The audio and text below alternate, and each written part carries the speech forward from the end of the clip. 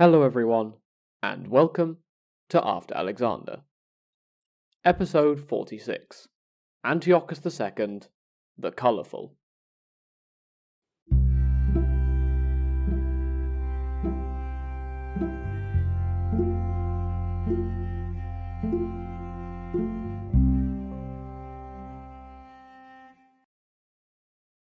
Last time, we finished the reign of Antiochus II in 246 BCE, after having journeyed alongside him for the past 15 or so years. Today, we're going to recap everything we've witnessed and, as is by now customary, assign him his subjective new epithet. I'm going to oversimplify somewhat in terms of what we've already covered, as this is a summary rather than a detailed discussion. With that, on to his life. Antiochus II was born in 286 BCE during the rule of his grandfather Seleucus I, as the son of Antiochus I and the younger brother of Seleucus the young king. In 281 BCE, his father became sole king when Seleucus I was assassinated by Ptolemy the Thunderbolt while consolidating his conquest in mainland Europe. Antiochus's older brother was made co-king with their father, possibly because the outbreak of the First Syrian War meant that the succession needed to be settled in case Antiochus I died. During this time, our Prince Antiochus married Laodike, the daughter of Archias and his paternal first cousin. They would have several children together, including at least two sons, the future Seleucus II and Antiochus the Hawk. As we discussed in episode 30, his older brother revolted against their father and was executed. Although the dates are a bit all over the place depending which source you read, I settled on 266 BCE as the year when this took place, which would make Antiochus II about 20. In the wake of his older brother's death, Antiochus was now the successor to his father and was made co-king. In 261 BCE, Antiochus I died near Ephesus after having fought a battle there against Eumenes I of Pergamon, who was looking to detach himself from Seleucid overlordship. The upshot of this is that Antiochus, who was in Babylon at this point, became sole king Antiochus II at about 25 years old. The first major event of the new king's reign we have to talk about is the Second Syrian War with Ptolemy II of Egypt, which our narrative placed from about 259/258 to 253 BCE. The cause we discussed for this conflict lay with an Egyptian prince we called Ptolemy the Younger. This was the eldest son of Ptolemy II and his first wife Arsinoe I, and the older brother of the future Ptolemy III. Ptolemy II placed his son in Ephesus to govern it, but Ptolemy the Younger rebelled in conjunction with a rebel called Timarchus, and subsequently died. Accounts vary as to whether Timarchus killed him, whether his own Thracian soldiers in Ephesus did the deed outside Artemis's temple, or even if Ptolemy II killed him in one instance. However, the upshot of this death is that Antiochus II moved into the territories of Miletus and Ephesus. The problem with this is that Miletus had been a Ptolemaic possession. This move was far more aggressive than Antiochus I's softer tactics after he was defeated in the First Syrian War, and Egypt would have to respond to this aggression. The war was on. There was fighting in both Syria and Anatolia, with Antiochus II rebuffing an initial attack by Ptolemy II into Syria. He would ultimately retake everything that had been lost by his father during the First Syrian War decades earlier. Egypt surrendered some territory, as noted in the discrepancy between Ptolemy II's claims and those of his son and successor, Ptolemy III. I'm smoothing over a lot of the details of the war here, but feel free to revisit episode 39 for a more detailed discussion of the events of the conflict, including succession crises in Anatolia. By about 255 BCE, the war wound down. Both the Ptolemies and the Seleucids had their share of problems by this point. The Egyptian economy was in ruins, and the Seleucids had experienced rebellion in the heartland of Babylonia. However, Egypt appears to have wanted peace more than their eastern counterparts did.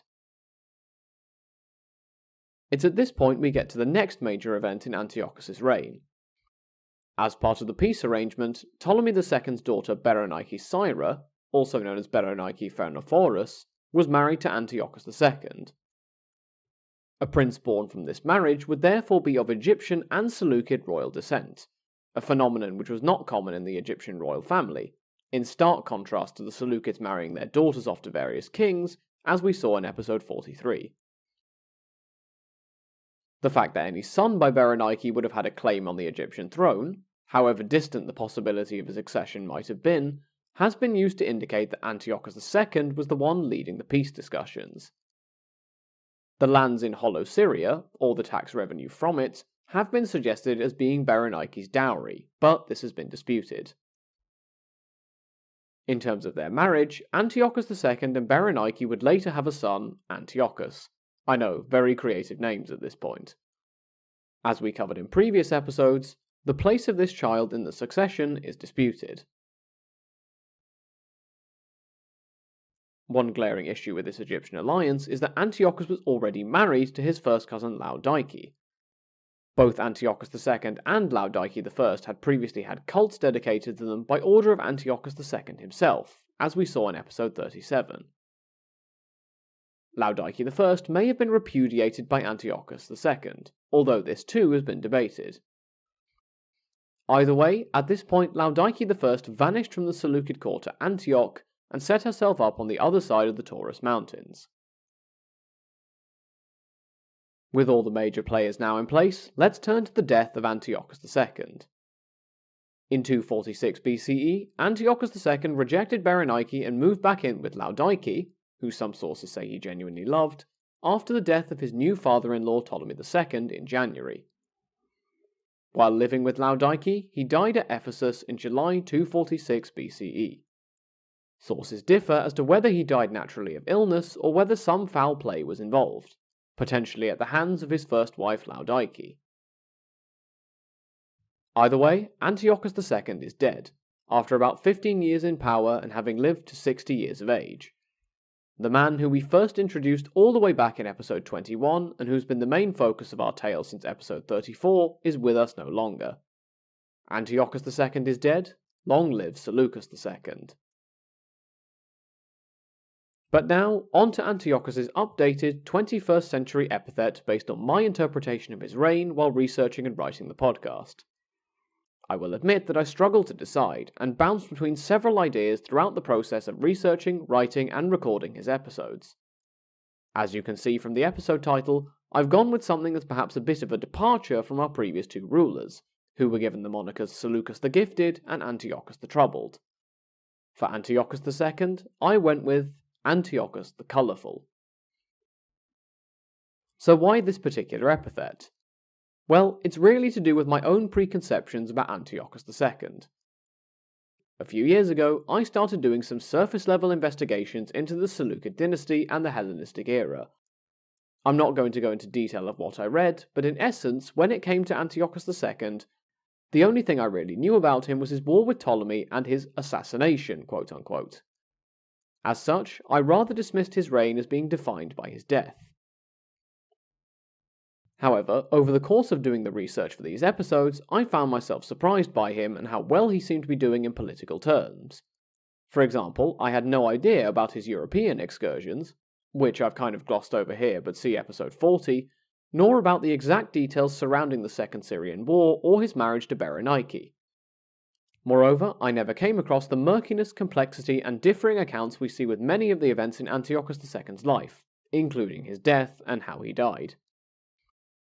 Both in terms of how he stands up compared to his predecessors and in terms of the events of his reign, his rule was more colourful and more complex than I first imagined. So, that's what I went with. That out of the way, we're ready to put the life and times of Antiochus II behind us. And with that, we've brought the podcast to 246 BCE, almost 80 years after our narrative started with the death of Alexander the Great in 323 BCE. As always, thank you all for listening. If you have any questions or comments, feel free to get in touch at the show's email address. Until next time, have a great week, everyone.